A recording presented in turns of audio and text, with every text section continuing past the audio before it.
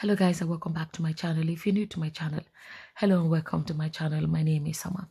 So I want to share the story of this guy that they said he's a university lecturer, and they brought him this boy to be like in Nigeria we say house boy. So basically someone that helps him in the house. In a lot of cases they'll have family arrangements, whatever, if he's going to be on a salary, if he's going to be whatever responsibilities they want him to take on. But anyway, so apparently the way the story is that I was reading it from Linda Ikeji. So he came back, I think came back from work, and asked the boy to boil him rice, and the boy was boiling the rice. Well, this is what the boy narrated, because he's not in a position at the moment to even tell, you know, the man's life ended, so he's not in a position to tell what happened. So he told the boy to boil him rice. This is what the boy said. Told him to boil rice, and he was boiling the rice, and then the man realized that the dishes were not done from earlier in the day, and he was angry with the boy for not doing the dishes. I think in the process, so that's what the boy said. The man is not alive now to tell what happened, and he said the man slapped him, and he told him that, you know, he has ear problem, that he shouldn't have slapped him, like nobody slaps him because he has ear problem. And the man was like, oh, you were even like answering back or something like that, and the man gave him another slap, and the boy said it turned into a fight. As they were fighting, that he picked up a pistol. That is the one we in African culture they use for pounding. It's basically a large stick, if I can put it that way. And typically they are typically heavy. You know, they need to be heavy to be able to pound. And the boy hit his oga, or he hit his boss on the head. And they were asking him in Igbo language. I watched the video actually on Facebook. They were asking him, how many times did you hit him? He said 3 times. Okay, before I even say how many times, they said that when the neighbors gathered, they put him in the... When neighbors gathered, they put the guy in a vehicle to take him to the hospital. That I think the boy was left with him. I don't even know what kind of a vehicle it is, but they said they now noticed that the boy was trying to strangle him.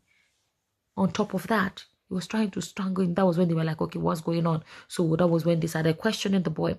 By the time they got into hospital, they started questioning the boy, and they said before the guy took his last breath, that the guy actually now called out the boy's name. Basically, you know, used his last breath to let them know that it was the boy that did it. This is how the story went. And they were asking the boy, how many times did you hit him? He said, they even said it in Igbo language, but I can tell you guys what was said, because that's my language. Asked him what he hit the man with, he said. And they asked him, how many times did you hit him? And he said he hit him 3 times. And they asked him, did you hit him in the front or the side, or, you know, the back? And he said he hit him at the side. So I think he kind of gave an idea of like on the side like this. And they said, what does he even ask him? And all of that. And long story short, this man, his life is gone. Just like that. His life is gone. In the hands of a houseboy. I'm using our Nigerian term. You know, this is a post somebody made on Facebook. This person said, Chima is my brother, a wonderful chorister and a fine choir leader. He comes from one of the finest family in Ubuku. His parents have loved me like their son right from my days as an undergraduate. Chima, my brother, went viral yesterday, not because of all the fine virtues bestowed upon him by God, but because he was gruesomely murdered by his houseboy, just because my brother scolded him for letting food on fire get burnt. Oh, okay. The food get burnt. Not once, not twice, but 3 times. This animal hit Chima with a pistol on his skull. Chima wasn't kidnapped. He didn't have a road accident. Neither did he die in his sleep. His beautiful, young, and promising life was cut short right inside his home. Right inside his home by a person he housed, clothed, fed, and paid.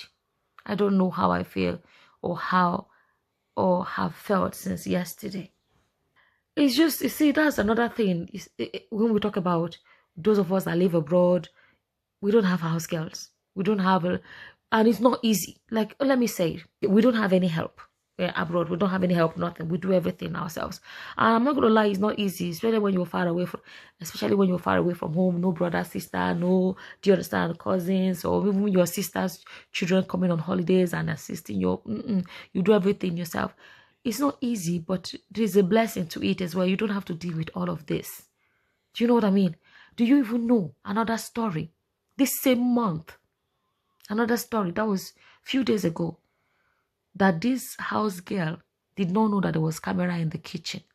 And in the kitchen, where she supposed, I don't even know what she was supposed to be doing, because there was nothing on the fire when I looked at it. There was nothing on the gas cooker, whatever. And this house girl, do you know what she did?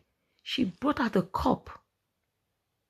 It's like from the clean place where they keep all the, the dish drainer.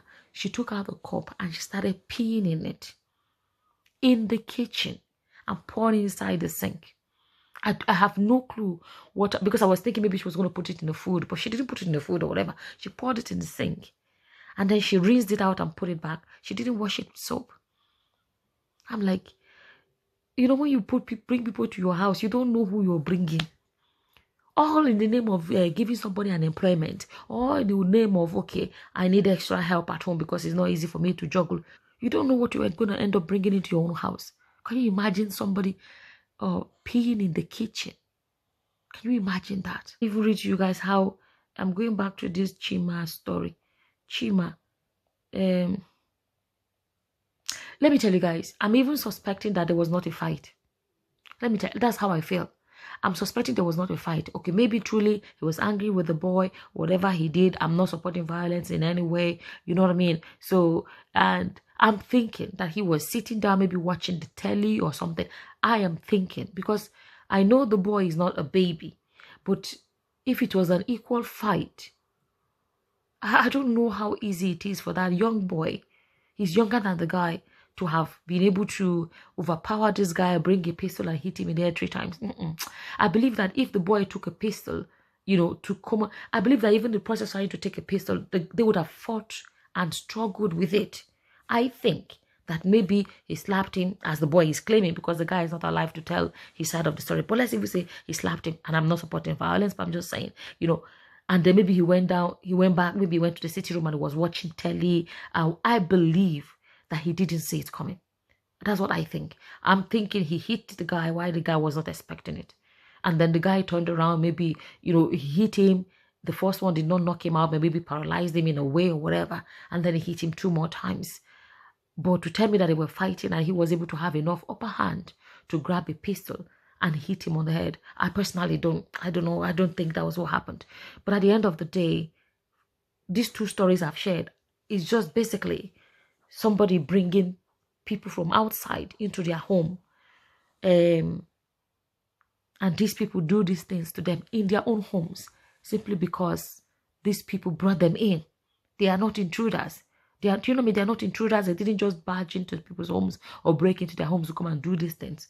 These are people that people brought into their homes that came and, I don't know. You don't have, like I was saying, for those of us that live abroad, sometimes you feel like, oh, it's not, easy. And then when you hear stories like this, you can then you're kind of happy that, okay, this is our abroad life of do it yourself. No matter how tired you are, you will come home from work and still cook for yourself, or maybe you cook at the weekend and freeze and all of that, and you don't have to deal with all of. So this life, there is always, if you have gained this side, you lose on the other side.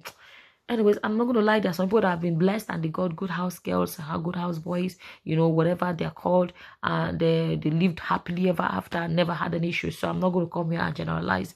But when you see things like this, your mind is bound to go there. I don't know, whatever, as always, I don't know what your opinions are about the story, as whatever your opinions are. I think, like I said, what do you guys think? I think that the man didn't see that boy coming with the pistol. I don't know what you guys think. Do you think that it was an equal fight and this boy had an upper hand at a man that is older than him? I don't know what your opinions are. Or do you think, like I think, that he didn't see it coming before he hit him on the head?